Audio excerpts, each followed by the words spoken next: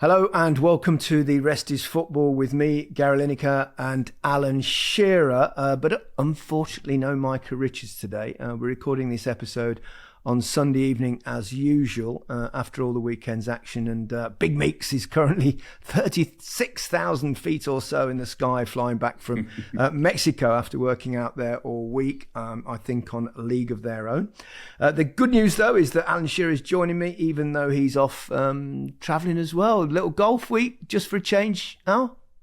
Yeah, I got a little weekend off, so we come away for a little golf tournament. Pro-Am, Northeast Northwest Pro-Am. There's 31 teams here. So our first day was today. We got 85 points, best 2 from 4, so we sat all right, not too bad. For non-golfers, that's a Stableford format where you get points for however you do on the hole. I've had a busy week. I went to the Ballon d'Or. I haven't seen you since then, Alan, which was great actually. It was really, really good. I enjoyed it. The ceremony's a bit long, drags on a little bit, but boy, everybody goes to that. I mean, they were all there.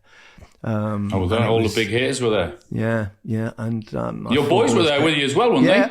Yeah, all 4 of them came, and they absolutely loved it. They were sitting sort of 4 or 5 rows behind Mbappe and Messi and Bellingham and various Manchester City players, including Erling Haaland, of course, and there were so many people there. It was great. I really enjoyed it, actually. And Messi gets his 8th Ballon d'Or. Oh my God! I mean, what was the feeling like, Gary, in the room when he won it? Because I mean, it is incredibly harsh on Erling Haaland, isn't it? Who, he couldn't have done any more. The treble. Top scorer. He just had an unbelievable season. What was it? I mean, it was no surprise because everyone knew that Messi the World Cup. Do you think it's a bit harsh on Haaland? I suppose so. I mean, he had an extraordinary season, didn't he? But, when you say the best footballer, I mean, Erling obviously won the award for the top goal scorer in the major leagues, which was thoroughly deserved, and obviously it's not. But the journalists vote for it. I suppose the thing is that they did say before the World Cup that would be taken into account, and if it had happened this year just before the vote, there wouldn't have been one single person saying he shouldn't win it. But the fact is, because it's quite a while ago, almost a year now, that perhaps people forgot. But no, in the room, I think. Footballers, we all know how much better it. I think I saw Pep say before when he was asked about Haaland's chances of winning, he said something along the lines of, well, if Messi's playing, then Messi should win it. But I understand the argument given the amount of goals that he scored. But that World Cup was something else, wasn't it? Yeah, it was something special, wasn't it? I mean, we were lucky enough to be there. We saw pretty much all of his games, didn't we? Yeah, we actually did. So we were in a very lucky position to have watched all of that. I mean, and we will go back to that final, don't we? It was just, oh my God, it was unbelievable. It was, wasn't it? It was the best ever, wasn't it? That game, and how it all turned out, and his performance and everything else was just ridiculous. I think that game will probably be remembered as not necessarily the greatest game, although it was to a degree, certainly the extra time, but probably the most famous game. I've always argued that before that game it would probably have been the Hand of God game, because not only did you have that decision, the Hand of God, but you also had probably the greatest goal ever scored, certainly in the World Cup, and the circumstances and everything else, quarter-final of a World Cup. But this was a final of a World Cup where it was kind of highlighted, wasn't it, as Messi versus Mbappe. And normally in those things, that doesn't really happen. But it was, I mean, imagine scoring a hat-trick in a World Cup final and not be on the winning side. And not being the winner. I mean, my God, it's incredible, yeah. Yeah, it was unbelievable, yeah. So, I get it why he's won it. Yeah, so congratulations to Lionel Messi. 8 Ballon d'Ors, which is extraordinary. I presume, even though particularly as you were there with a lot of Geordies, that you watched the Arsenal-Newcastle game yesterday. There's been a little bit of a furore about it, particularly Mikel Arteta's kicked off. He had a rant after the game. It's now been supported by a statement from Arsenal that they support every word that he said and had a real attack on the PGMOL. What do you think, as a Newcastle man? Well, I was in a bar with with another 11 Geordies, and there was one Arsenal supporter with us. He's a good friend of ours. He's a pro over here in Portugal. Yeah. And of course, you can imagine the stick that he was getting towards the end of the game. He was as angry as every other Arsenal fan, I think. But I was really surprised at Arsenal's statement today, because let's look at the decisions first of all. Before I start any of this, I actually said to my pals yesterday, I get the feeling, and there was nothing going to change my mind, that I think that the game was too big for that referee. I thought he had a really poor game. I thought there was so many poor decisions in the in that game, and when that happens, players get angry, players get upset, and yeah, I just thought it was a poor performance from him. He made some really strange decisions, but the big decision, or the big talking point of the game, was obviously the goal. So, I mean, I don't get their gripe was what they're on about, because we can't have a go at VAR for it. We're quick to hammer VAR because we know that what it was brought in for. We know how many poor decisions there've been this season. But if you go through every step, the ball out, there's no conclusive evidence to say the ball was actually out. So the goal was given. Yeah, there wasn't a camera on the goal line, was there? Which, you know, that's there right. is. Obviously, they have the automated thing for whether the goal's over the line or not, but that's different. But in terms of wide areas and whether the ball's out of play or not, I mean, it was very close. I mean, you could. Well, you remember in the World Cup, guys. Exactly. Remember in the World Cup, we were sat together watching that game. We all went, "Oh my God, that ball's out!" Yep. And then because they showed an angle of it, it actually wasn't. So it was a very similar thing to what happened to that yesterday. And there was no conclusive evidence to say that was out. So that's the first thing. They can't deny that. Yes. Oh, sorry. I'm just watching the Liverpool game and Luton have just scored. That would be an amazing result for them. I mean, I've been watching it. Oh, my word. Incredible. Yeah. Unbelievable. Sorry. Anyway, back to the point. There's no conclusive evidence to say the ball was out. The ball then comes into the box. I've spoken to, I don't know, 30 or 40 people today, of which all Geordies. Half of them would have said they thought it was a foul. No. Half of them have said it was a foul. Half of them said it wasn't a foul. So to me, that tells me that is not an absolute howler. No, it wasn't. Of which I agree with VAR you. was given. The on-field decision was no foul. So therefore, they can't go back on that, in my opinion. And then the offside. I mean, so for me, it didn't look offside. No, it didn't. As you know, I will tell it how it is, even with Newcastle. I said it last week. They got lucky last week when they got given a penalty. I didn't think it was a penalty. I thought it was a terrible decision. Everyone else thought it was a terrible decision as well. And I'll tell it how it is. And I just don't get their moaning, because there was nothing to suggest in any of those decisions, the ball crossing the line, the foul allegedly, or the offside, let's say, there's an absolute howler there, because all the decisions on the field were goal. I listened to Mikel Arteta after the game. He was obviously very angry. I get that, I understand, because you're in the throw of things after the game. It's very emotional. It's very hard. I've been in that position myself. You're very angry. I didn't once hear him say that Kai Havertz should have been sent off, by the way. That was definitely an amber, very close to a red, wasn't it? When I read Arsenal's statement today, I didn't hear them mention that Kai Havertz didn't get sent off and perhaps should have. Well, in my opinion, it should have been a red card. Bruno Guimaraes got very lucky, because that could have and probably should have been a red card. So when you put all that together, then yeah, I thought the standard of the refereeing, apart other than the goal, I thought it was too big a game for him, and he didn't. I don't think he handled the situation very well at all. Yeah, I mean, obviously Mikel Arteta was very emotional at the end of the game, and he was ranting on. He said he was ashamed. He said it's embarrassing. He said it was a disgrace.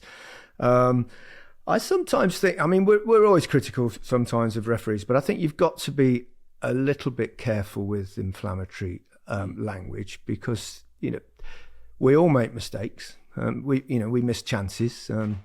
Players make errors. Managers pick the wrong players occasionally. If the referee made mistakes in the game, which he probably did, that will happen. It's, you get human error. I think, do you think the problem is perhaps exacerbated now because VAR is there, and therefore, managers and players will and probably even referees will think this, that this could bail me out and get me out of trouble. So all of a sudden there's more venom perhaps than there would have been if there'd been no VAR and the referee'd have just given that goal. Then everyone would have got onto it. But obviously, in terms of television, you always look at decisions, and we might say it was a mistake, or it wasn't, or you make a decision on that. But the fact that then it goes to VAR, people are going, well, how can you still be sure? But the truth is, it still comes down, particularly with tight decisions like that, to human error. Now, in a sport like cricket, where it's probably a lot easier because everything is in line and you're giving LBW decisions. But when it's really, really tight, they do the same thing. They call it umpire's call. So if the ball's, say an LBW, for example, if the ball moves a little bit and then you've got the tracking device, and if it hits the outside of the stumps, and he's not giving it out, then they stick with the on-field decision, which was very much the case in these circumstances. And we've always said we don't want VAR re-refereeing the game, but inevitably they will still make mistakes because it's still human beings looking at it. Did you see Mikel Arteta's comments after they got a decision that went for them against Liverpool?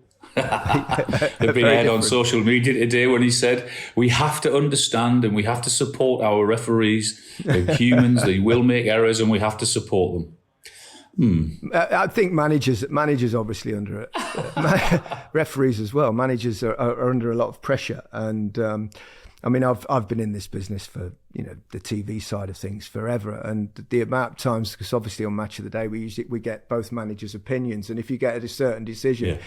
I mean, 99% of the time, the manager that the decision's gone for will go, yep, I think that's right. And 99% of the time, the opposition manager goes, no, they're wrong in this.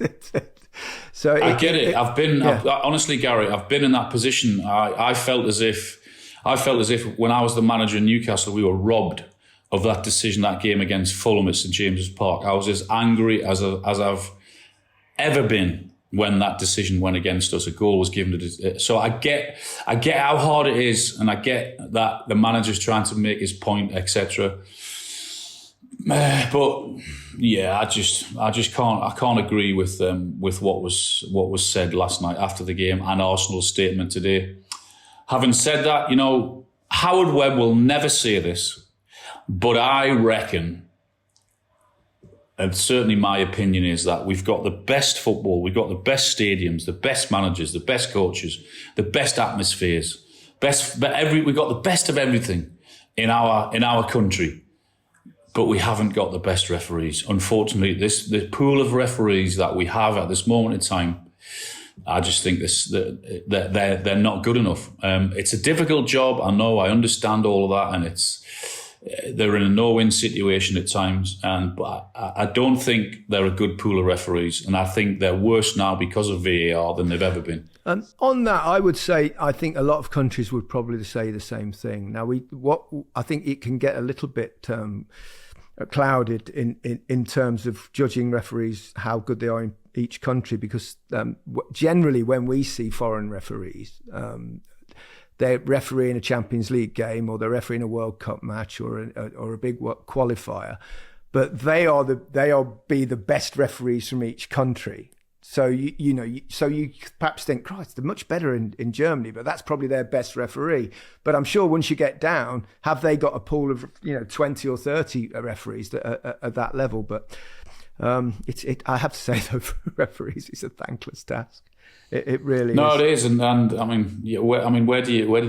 I know Howard's trying his best. I know what he's trying to do in terms of the communication and everything else, and he's trying to improve it. But there's been so many mistakes, clear mistakes which they've obviously admitted to. But yesterday, I thought it was a poor day for the referee, but I don't understand the vitriol, the argument that it should have been, and the hate towards the goal, because there was nothing clear and obvious in any of those decisions for him to disallow the goal.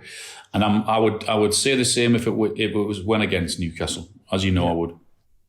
I think perhaps a manager that perhaps I would have more reason to have a real groan would be Gary O'Neill. Just a bit. I mean, it was remarkable. The decision yesterday, Sheffield United, and good luck to them, and they played really well. But the decision that was given in the 100th minute, the penalty was almost identical to the one that Newcastle got the week before against Wolves. Yeah. Did you think it was a pen? No. I mean, it was exactly the same. The guy thought he saw him. He put his leg across, so he stubbed his foot into the ground, and he stopped before. Yeah. And it was definitely nowhere near a penalty. So agreed. I know. Yeah. Can you imagine? I mean, Gary's had a rant as well, and he said it's the standard of refereeing's poor, and I get him again, because they've been on the back end of 3 awful decisions now, which have cost them massively this season. So I totally understand his frustration. Yeah, certainly. Manchester City go marching on. Jeremy Doku's settled in very quickly. He's 50-odd million from Stade Rennes. He gives them something else, doesn't he? He's a different kind of player than they've had before. He's an out-and-out jinky little winger, isn't he? He's full of tricks, isn't he? So many tricks and skills and everything else. And was it 4 assists? It was yesterday. 4 assists and a goal. Yeah. 4 assists and a goal. It was unbelievable. It was just, it was an unbelievable performance. What can you say? Great, a very good goal, and the way he set them up as well was just amazing. Another addition to their already fantastic squad. Yeah, absolutely.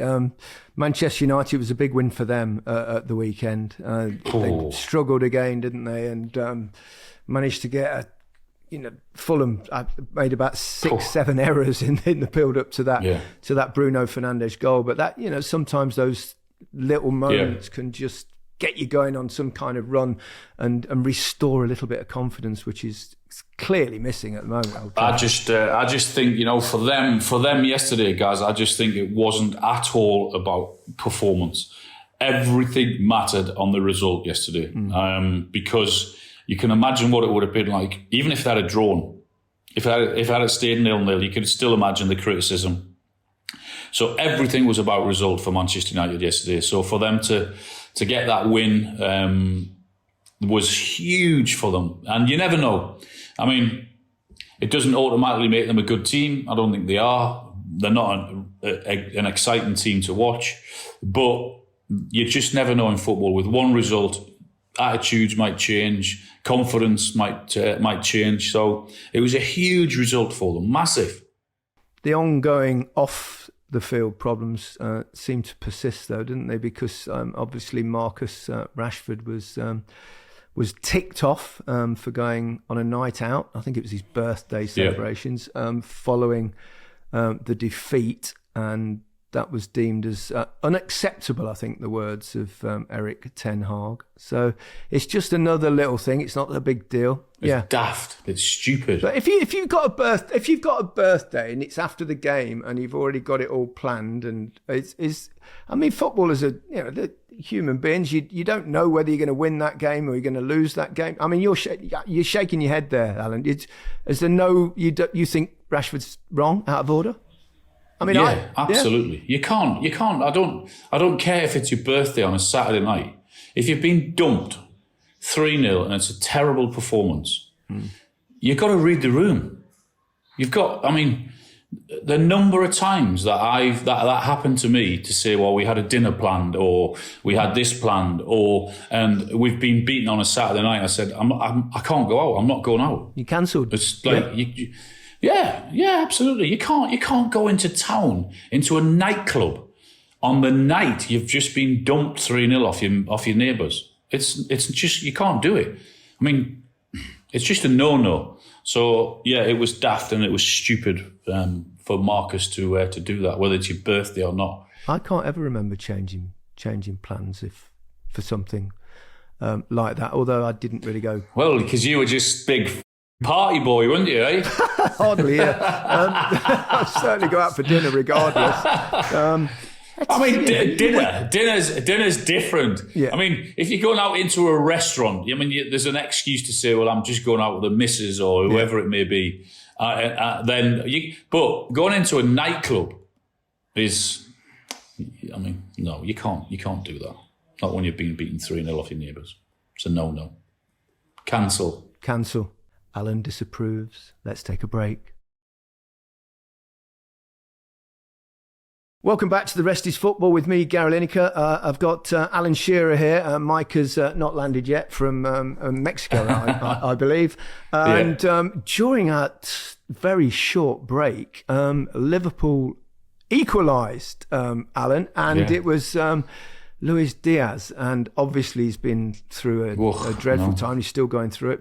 But apparently the negotiations are going well to get his father released, who was kidnapped, and he scored the goal, lifted up his shirt with a message, para papa, which means for dad. Yeah, I mean, it's still going now, Gary. It's in the just about in the 98th minute now, and he scored in the 95th minute, Luis Diaz, the equaliser, to get it 1-1. It was he climbed really well at that far post, and Jurgen Klopp, didn't he, said before the game he was going to leave it up to him as to whether he was able to play or not. And he's come on as a substitute, and it looks as if he's earned his team a point. But yeah, there's about 30 seconds left. So it was a really good header at the far post as well, a good cross in, and he climbed above the defender. It might have taken a little deflection off the defender, but good for him. I mean, it's so. I don't know how you can get your head around to go out and actually play a game when he's going through what he is. I mean, it's I think sometimes though with football, when you're going through something, I mean, it's hard to imagine how dreadful that is. But even when my son George was seriously ill, the football was almost an escape. Training, and then playing a game was the one time that you could actually get that kind of situation out of your mind. And I'm sure both Jurgen Klopp, his management team, and the players have been incredibly supportive. And it's a lovely little story, as long, of course, as his dad's released. And absolutely, fingers crossed on that one. Fingers crossed. Hopefully, out there in Colombia. And while we're on South American territory, I watched the Copa Libertadores last night, and Fluminense won it for the first time in their history, and there was quite the atmosphere. Couple of good goals. Guy called John Kennedy, a young Brazilian. Doesn't sound like a Brazilian name, does it? John Kennedy. He scored fairly late on, and then in extra time. And then he got his second yellow card for celebrating, and he was sent off. But they managed to stay on and win the game. And have you ever been? Have you spent any time in South America? No, it's. I mean, we've said it before, haven't we? Have that if you're going to play in sort of one derby or go to a game, then it would certainly be over there, because the atmosphere is off the charts over there, isn't it? Oh, absolutely. I remember going to see a game Boca Juniors play with Diego Maradona that I spent before. But it actually reminds me, because you're on a golf trip, it just came into my head that I think it was about 1996, 97. I did a documentary series about World Cup Golden Boot winners. And it took me all over the world. And I went to Buenos Aires. Now, obviously, Diego didn't win a Golden Boot, so I was there actually to interview Mario Kempes. Right, yeah. And one or two others as well talking about Kempes. I think Passarella was one of them that I interviewed, and obviously we tried to talk to Maradona, and we sort of got an agreement. And I went to his house, and I was told he's not there, so we don't know when he's coming back. so anyway, I went off, and part of the program I was going to interview the former president of Argentina during the time when they won the World Cup in their own country in 1978, President Menem, I believe it was. And he invited me to play a game of golf.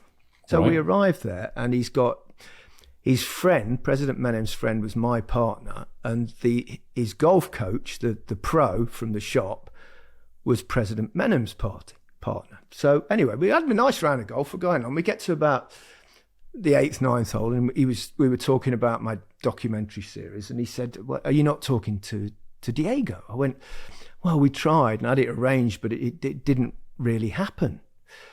So he said, well, hang on a minute. So he picks up his phone and he calls Maradona.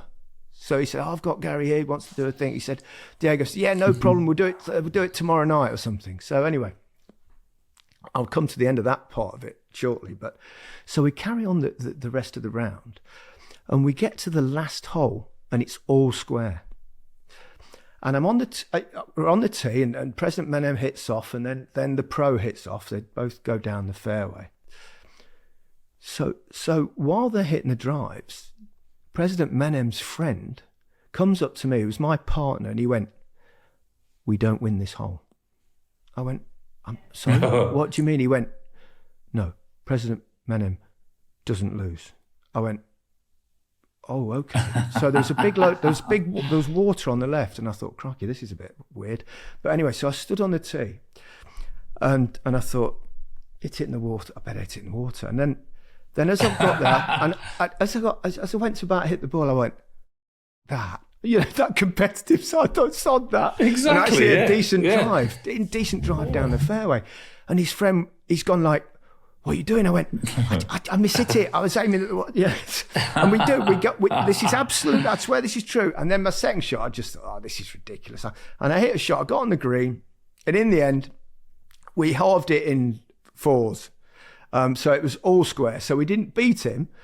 But at the end of the game, the president came over, shook my hand, and he went, thank you for not letting me win. That's what he said. Really? Thank you for not letting me win. So letting me win. Yeah, he's obviously so used to people just throwing it or something. But, you know. you might not go out alive there if you had beat him on that last, by the way. Well, I know. Like, foolish, but that competitive. How can you? It's impossible to try and lose. Yeah, exactly. No so anyway, the following night, we do our filming all day. Nothing from Diego or anyone like that. So I go to my hotel room, and it's 2:00 in the morning, and the phone rings, and I thought, who the hell? And so I picked it up. President Menem's on the phone. He said, I've been speaking to Diego. He said, if you get to so-and-so nightclub for 3:30, 4:00, he'll speak to you. And I thought, I'm thinking the crew are in and I just thought, no, I'm not. You can imagine a bum fight in a nightclub trying to get an interview. Absolutely. Just a bit, crazy story. But yeah, absolutely true. Absolutely true. Oh dear. Our old friend Harry Kane keeps banging them in, Alan. Oh. Another hat-trick in Der Klassiker. Yeah. Oh my God, he's absolutely flying. But he's not doing anything that we knew that he wouldn't do, to be honest, is he? I mean, but that doesn't make it.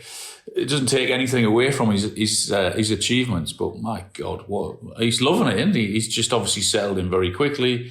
They're a good team. They're creating loads of chances for him, and if they continue, he'll bag a load of goals because he's that good, isn't he? He's great. Thank God he's keep doing it over in Germany, not in England. Yeah, good. The only thing is they didn't win the Super Cup, I think, or whatever it's called, at the start of the season, but they were also knocked out of the German Cup in midweek by a low-tier team, one of the biggest shocks ever in German history. I mean, obviously Harry wasn't part of that, but that league's tight as well, because I don't know whether you've seen, but Bayer Leverkusen, who are managed by Xabi Alonso, I mean, he looks like he's really got something. Great. He did brilliantly last season. Yeah, he's getting rave reviews, isn't he? And he started his coaching or managerial career in a really, really well. So he'll.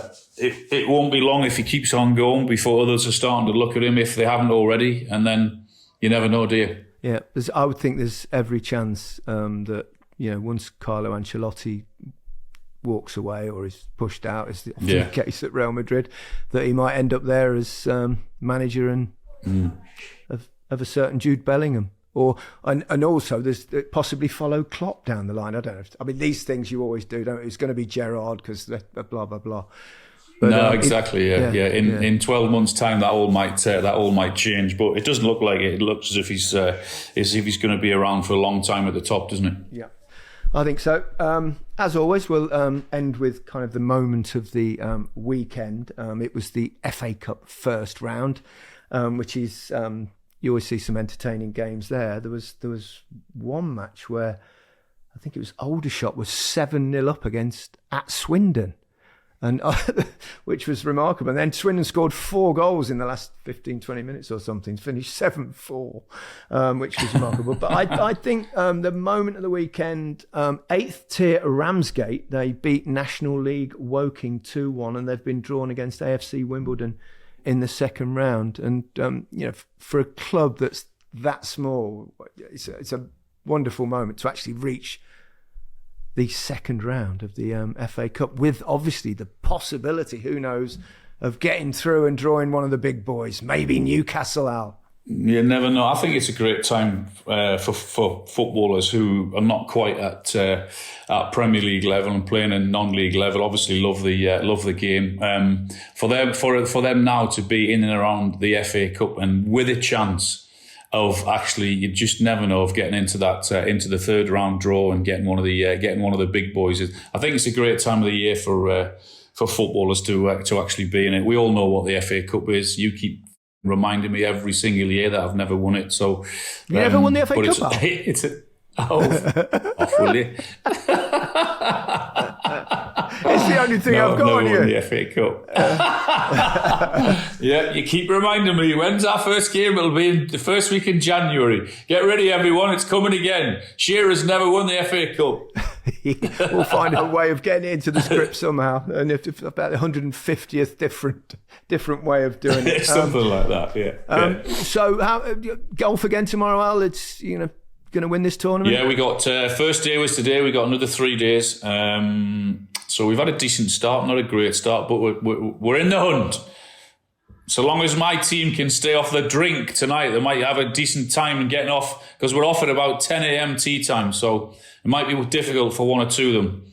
Yeah, including you, Probably, yeah. Okay, Alan, well, I wish you well in that, and we'll speak soon. That's it for today's episode of The Rest is Football. We'll be back on Wednesday with Big Meeks to hear all about his trip to Mexico and, of course, to answer your questions. And thank you once again for sending them in. They're much appreciated, and all your kind words. We're so thrilled that you're enjoying the podcast, and bye from me. Goodbye from me. Have a good week.